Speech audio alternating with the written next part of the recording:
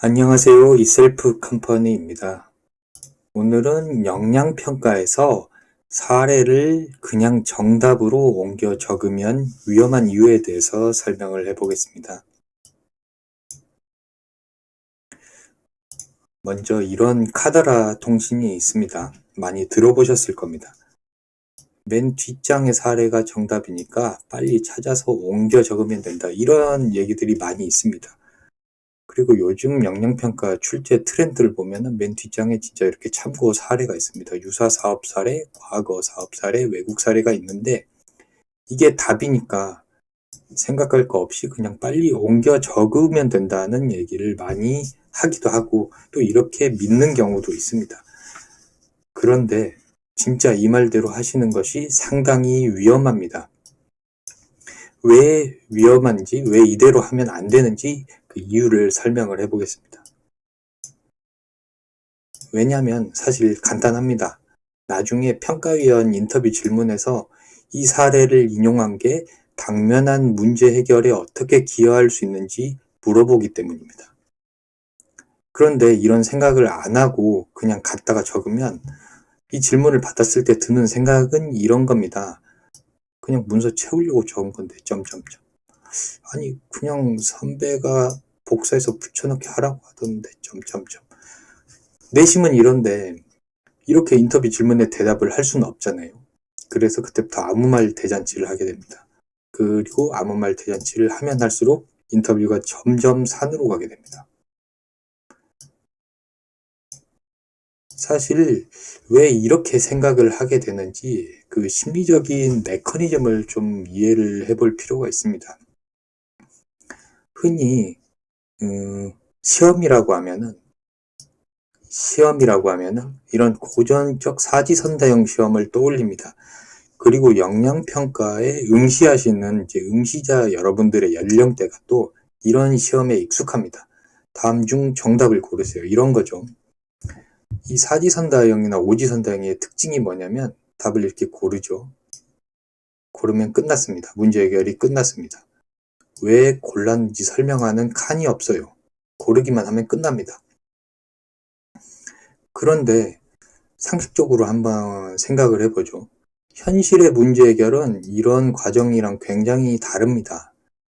A, B, C 대안이 있는데 이 중에 선택을 해야 되는 문제 상황이라고 해보죠. 그리고 내가 이 중에 뭐가 제일 유망한 것인지 기획하는 업무를 맡았다고 해보죠. 우리 팀이 내년에 할 수 있는 사업의 후보는 이렇게 세 가지입니다.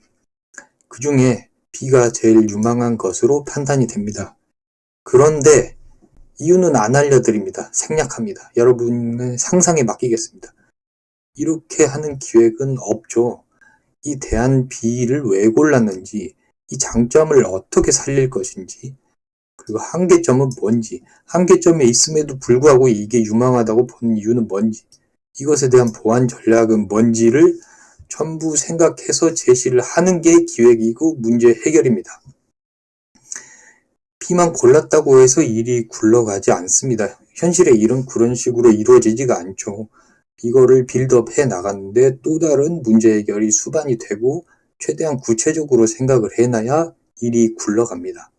그래서 이렇게 고른다고 끝나는 문제 해결은 없습니다. 현실에는 그런 게 없죠. 근데 시험이라는 관념 속에서만 존재할 뿐입니다. 그래서 현실의 문제 해결과 역량평가의 문제 해결은 본질적으로 같습니다. 현실을 시뮬레이션 한 것이 역량평가이기 때문입니다. 그리고 고전적 사지선다형 시험과는 현실과 다릅니다. 역량평가랑도 다릅니다. 생각을 해봐야 될 관건은 정답이 무엇인가 자꾸 여기에만 집착을 하시거든요. 근데 이게 관건이 아닙니다. 합리성과 구체성에 기반해서 자신만의 논리를 전개해 나갈 수 있느냐가 현실의 문제 해결이고요. 역량평가에서 파악하는 기획력이나 문제 해결력도 이거랑 연계가 됩니다. 그래서 이런 생각에 사로잡혀 있다면 이 관념에서 벗어나야 됩니다.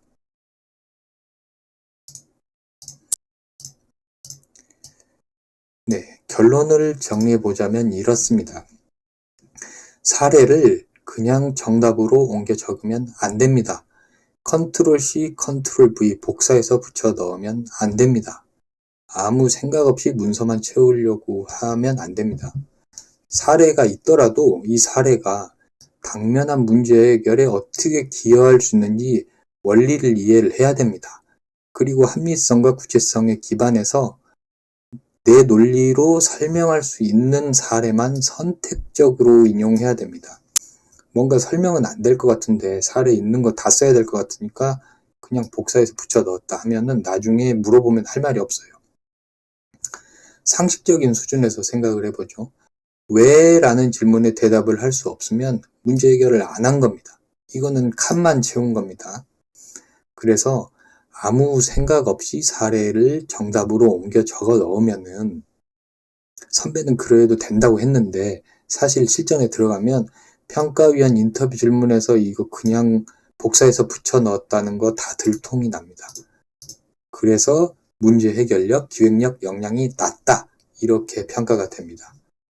결론적으로 사례가 있다고 하더라도 왜 인용했는지, 어떻게 문제 해결에 기여하는지 생각하고 설명할 수 있는 것만 선택적으로 인용해서 문제 해결에 활용을 해야 됩니다. 여기까지가 역량평가에서 사례를 정답으로 옮겨 적으면 위험한 이유에 대한 설명이었습니다.